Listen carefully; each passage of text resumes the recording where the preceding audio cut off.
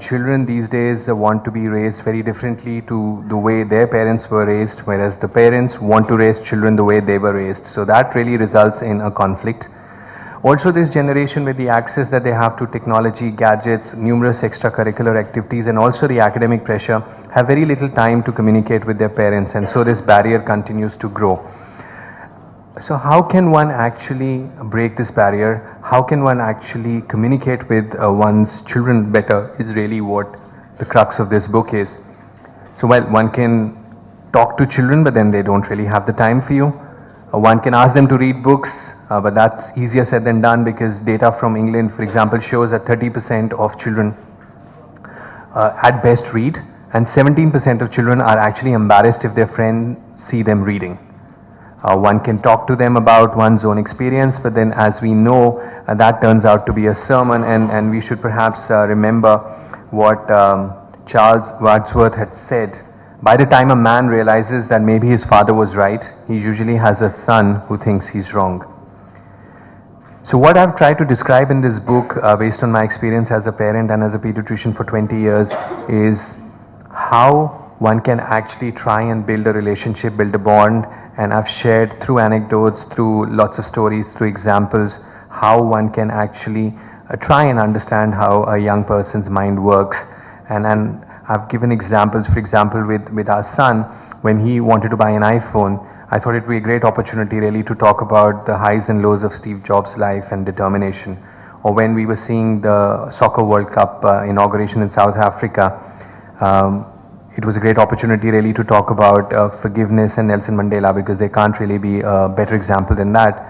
And so this is what this book is about. It's about 18 values, it's about 50 do's and don'ts, and I've tried to share a little bit of personal experience, but not too much, because I was reminded of what Mark Twain had said. When I was a boy of 14, my father was so ignorant, I could hardly stand to have the old man around. By the time I got to be 21, I was astonished at how much the old man had learnt in 7 years. So this book is dedicated to all the children I've had the privilege of looking after over 20 years, and I hope that it's of benefit to both parents and children. Thank you. Charan and I are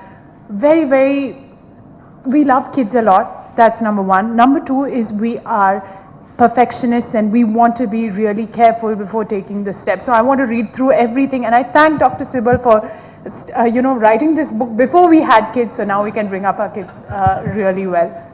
My inspiration is my sister-in-law Sushmita, who's an amazing mom. I give it to her. She's like one of the best moms ever, and she's the best homemaker. And Charan, thank you for having such an amazing sister, so then we can learn from her.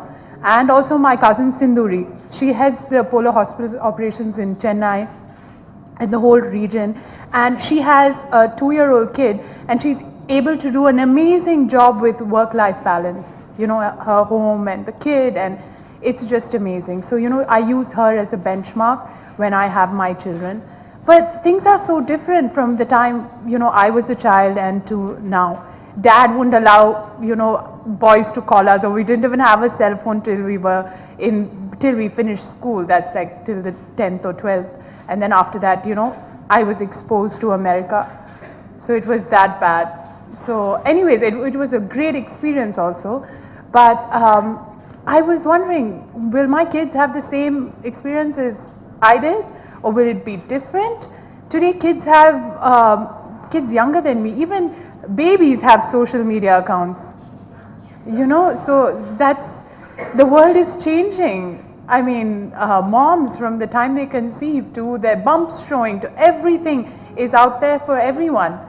So these kids are born stars before they even come onto this planet. It's amazing how the world is changing. So my dad's thing of not letting any boys talk to us or come call home and all that doesn't work anymore. So I guess there's a lot to read about, how to bring up kids today. And I really want to talk about children's health, because I've seen a lot of kids today are chubby when they graduate, and your weight, your looks, all that is becoming so important. So I feel that every parent should look into their kids' health get them vaccinated, get them right, get them in the body shape that's good for them, because this world is not so nice anymore, where we can accept everyone. Counsel them correctly, tell them what it is, and be truthful with your kids. Previously it used to be like spare the rod, spoil the child. That's it. Yeah. So now, if anyone hits their kid, the kid will turn around and say, "I'll call the cops on you." It's that bad. But anyways, obviously none of us want to hit our kids or do anything like that.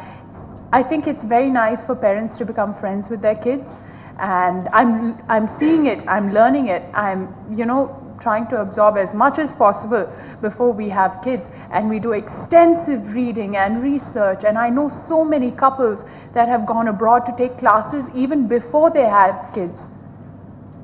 And it's so important to be aware of what you're getting into. There's someone else you're bringing into this planet, there's someone else you're bringing into this world, and you need to do justice, and it needs to be the correct time.